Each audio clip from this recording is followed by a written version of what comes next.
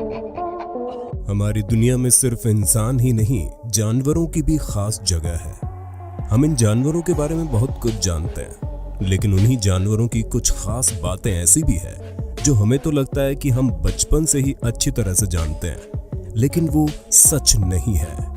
आज हिंदी काउंटडाउन में आज हम जानवरों से जुड़े कुछ ऐसे ही झूठ, गलत धारणाएं या यूं कहें कि मिथ से आपको रूबरू करवाएंगे, जिन्हें आज तक हम सच मानते आए हैं, लेकिन वो सरासर झूठ है। इसलिए वीडियो को अंत तक जरूर देखना। नए व्यूअर्स जल्दी से सब्सक्राइब तो कर लो और बगल की घंटी दबाकर ऑल पर क्लिक कर देना। भालू, अगर आप भी बचपन में विनी द पूह या माशा एंड द बेयर कार्टून देखकर व अन्य भालू की कहानियां पढ़कर बड़े हुए हैं, तो आपने ये बात जरूर देखी, पढ़ी और समझी होगी कि भालू को शहद से ज्यादा और किसी से प्यार नहीं है ना? और शायद आज तक आप इसे ही सच मानते आए होंगे। खैर, ऐसा बिल्कुल भी नहीं है। भालू मधुमक्खी के छत्ते पर छापा जरूर मारते हैं, लेकिन भालुओं का असली खजाना शहद न होकर छत्ते में मौजूद ब्रूड होता है, यानी कि अंडा, लार्वा, और बड़ी होती मधुमक्खियों के प्यूपा को ब्रूड कहा जाता है। भालू दूर से ही मधुमक्खियों के छत्ते को सूंघ लेते हैं, फिर चाहे तो दूर सुदूर जंगल के किसी पेड़ की ऊंची टहनियों पर हो या फिर मधुमक्खी पालनकर्ताओं द्वारा बनाए गए बक्से में हो, ब्रूड के लिए वो पूरे छत्ते को चीर फाड़ देते हैं। शहद फूलों के रस और ग्लूकोज से बनता है, इसलिए कार्बोहाइड्रेट से भरा हुआ होता है, जैसे ग्लूकोज और फ्रुक्टोज। अब जब सामने शहद से भरा छत्ता है तो जाहिर सी बात है भालू उसे खाएगा ही, लेकिन ये वास्तव में उनके आहार की असल खुराक नहीं है। दूसरी ओर ब्रूड प्रोटीन और फैट से भरा नाश्ता होता है और ये भालू को हाइबरनेशन में मदद करता है, जब वे महीनों तक खाना या पीना बंद कर देते हैं और जीवित रहने के लिए संग्रहित पोषक तत्वों पर भरोसा करते हैं। ऑस्ट्रिच, आपने भी ये जरूर सुना या कार्टून में देखा होगा कि ऑस्ट्रिच यानी कि शुतुरमुर्ग डर के कारण अपने सिर को रेत में छुपा लेते हैं। एक बार को कार्टून कैरेक्टर्स को बाजू में कर दें, तो क्या वास्तव में शुतुरमुर्ग डर के मारे अपना सिर जमीन या रेत में गाड़ देते हैं? ये एक लोकप्रिय मिथक यानी कि मिथ है जो सदियों से चला आ रहा है। अब अगर आप सोच रहे हैं कि ये कहानी आखिर कहां से आई, तो जूलॉजिस्ट का तर्क व अनुमान है शुतुरमुर्ग दुनिया में सबसे बड़े पक्षी हैं, जो कि 2 से 3 मीटर लंबे होते हैं, लेकिन उनके शरीर के मुकाबले उनके पास बहुत छोटा सिर है। और यदि एक शुतुरमुर्ग जमीन से अपना खाना चुग रहा होगा और अगर हम दूर से देखेंगे तो उनके सिर को देख पाना लगभग असंभव हो जाता है। तो ऐसे में ये कहना लाजमी सा लगता है कि शायद वो हमें देखकर अपना सिर जमीन में गड़ाए बैठा है। दूसरा तर्क ये है कि शुतुरमुर्ग जमीन पर अपना घोंसला बनाते हैं, जो कि लगभग 2 मीटर चौड़ा और 1.1 से 2 फुट गहरा होता है, और वे अपने अंडों को अपनी चोंच से दिन में कई बार घुमाते रहते हैं, जिससे अंडों को चारों तरफ से बराबर गर्मी मिल सके। ऐसे में दूर से देखने वालों को 100% यही प्रतीत होगा कि शुतुरमुर्ग डर के मारे जमीन में अपना सिर गाड़े बैठा है।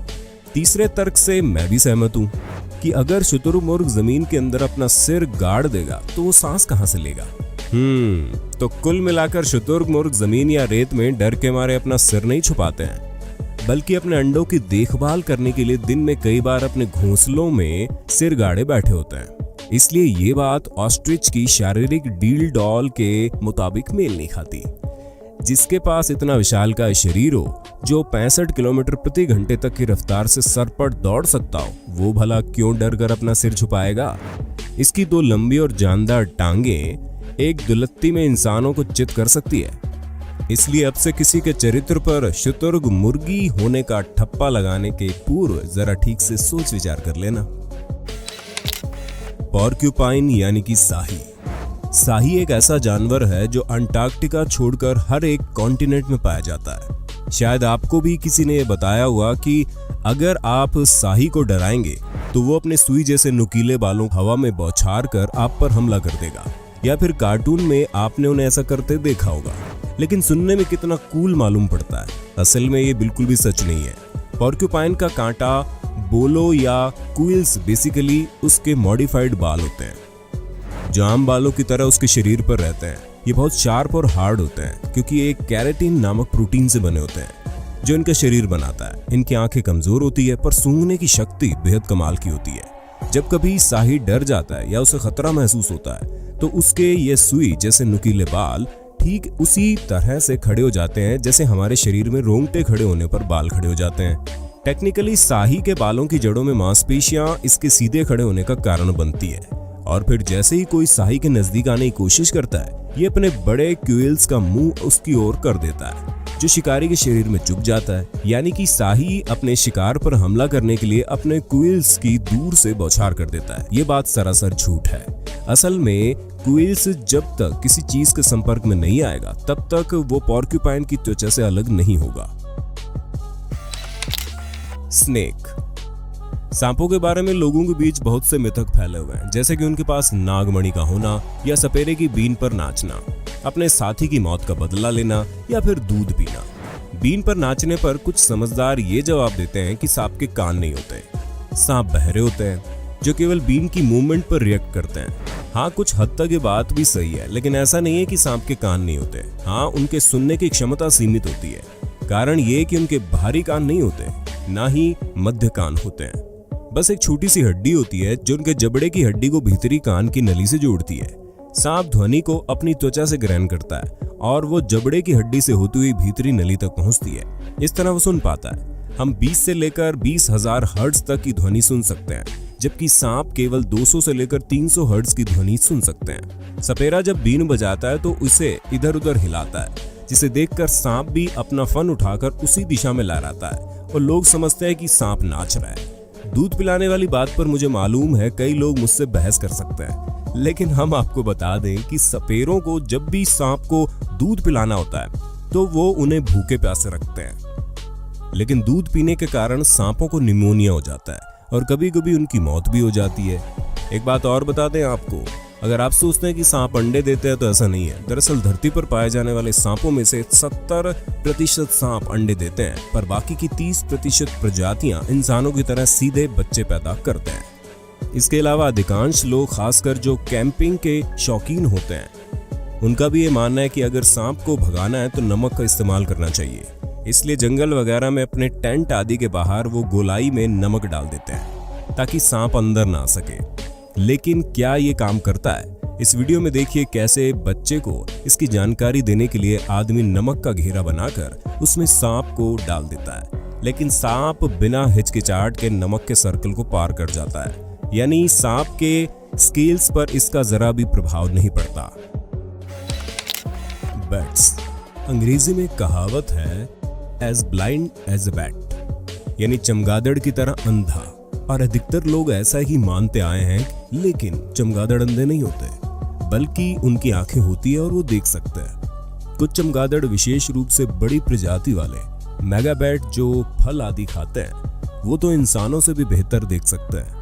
सही मायने में बोलें तो ये भोजन खोजने के लिए अपनी आंखों और नाक पर ज्यादा भरोसा करते हैं। चमगादड़ की प्रजातियां जो कीटों का शिकार करती है, उनकी छोटी आंखें होती है और रात में अपने शिकार और खाने के लिए अपने अतिरिक्त सेंस, जिसे इको लोकेशन कहते हैं, उस पर ज्यादा भरोसा करते हैं। ये मुंह से छोटे छोटे स्क्वीक्स, जिसे हम पक्षियों का चींची करना कहते हैं या फिर क्लिक की आवाज कहते हैं, जो कि आमतौर पर हाई पिच की होती है और हम इंसानों की सुनने की क्षमता से अधिक होती है, जो इको होकर वापस आती है और उनके कानों में मौजूद अत्यधिक संवेदनशील रिसेप्टर कोशिकाएं लौटने वाली उस इको फ्रीक्वेंसी में से किसी भी सूक्ष्म परिवर्तनों का पता लगाती है, जिससे उन्हें अपने स्वादिष्ट भोजन का पता चल जाता है। इसके अलावा लोगों का ये भी मानना है कि चमगादड़ इंसानों के बालों को पसंद करते हैं और हमला करने की कोशिश करते हैं, लेकिन ये बात भी सच नहीं है। चमगादड़ निश्चित रूप से देख सकते हैं और रात के अंधेरे में गलती से आपके बालों से भी टकराने से बचने के लिए इको लोकेशन का इस्तेमाल करते हैं। साइंटिफिक सबूत ये है कि इन चमगादड़ों के पंखों में विशेष खासियत होती है, जो कि रात के समय नेविगेशन के लिए विशेष सोनार से सुसज्जित होती है, जो इनके इको लोकेशन में मदद करते हैं। और वैसे भी उन्हें जीरो इंटरेस्ट है आपसे टकराने और उलझने में, और यदि ऐसा हो भी जाए तो वो आपसे नहीं, आपके आसपास मौजूद किसी कीट मच्छर को पकड़ने की वजह से ही हुआ होगा, आपसे तो बिल्कुल भी नहीं। बर्ड्स। बचपन में आपने जरूर सुना होगा कि नवजात पक्षी को छूने से उसकी माँ अपने बच्चे को अपनाती नहीं है, क्योंकि उसमें इंसानी महक आने लगती है। लेकिन ऐसा बिल्कुल भी नहीं है। वैसे ये शहरी लोक प्रचलित दंत कथा बुरी नहीं है। ये वास्तव में बच्चों की जिज्ञासु स्वभाव को वन्य प्राणियों से दूर रखने के लिए एक अच्छे मकसद वाली कहानी भी हो सकती है, जिन्हें हमें उन बच्चों पर ही छोड़ देना चाहिए। असल में ये कहा जाता है कि एक बार जब इंसानी हाथों द्वारा इन पक्षियों को छू लिया जाता है तो पक्षी की गंध बच्चे के शरीर में मौजूद गंध से खत्म हो जाती है और उनमें से इंसानी महक आने लगती है, और इससे शायद माँ की मातृत्व ममता खत्म हो जाती है, जबकि असल में ऐसा नहीं है। वैसे अगर देखा जाए तो पक्षियों को वास्तव में गंध की गहरी समझ होती नहीं है। इसके अलावा संसार का सबसे बड़ा कुदरती नियम है कि सभी माता पिता हैं जो अपने बच्चों से सदा स्नेह रखते हैं, मतलब वे आम तौर पर अपने बच्चों को कभी नहीं छोड़ते, फिर चाहे उनमें से कितनी भी बुरी गंध क्यों ना आ रही हो। यदि अगर आप जमीन पर किसी शिशु पक्षी को पाते हैं तो वही नो टच वाला नियम ही लागू रखें, क्योंकि हो सकता है उनके माता पिता पास में ही हो और आपके जाने की प्रतीक्षा कर रहे हो। आज के लिए इतना ही। उम्मीद करते हैं आज के इस वीडियो में आप लोगों को सही जानकारी देने में हम सक्षम रहे होंगे और जानवरों को लेकर बहुत सी गलतफहमी को दूर करने में कामयाब भी रहे होंगे। साथ ही आपको नया कुछ सीखने को भी मिला होगा। तो लाइक कमेंट कर देना। अगर आप भी लोगों में प्रचलित जानवरों से जुड़ा कोई मिथक जानते हैं तो कमेंट कर दीजिए, और जो इसका पार्ट 2 देखना चाहते हैं वो भी कमेंट कर दीजिए। हम आप सभी से अनुग्रह करते हैं कि लॉकडाउन के आदेशों का पालन करें, घर पर रहें, स्वस्थ रहें, सुरक्षित रहें।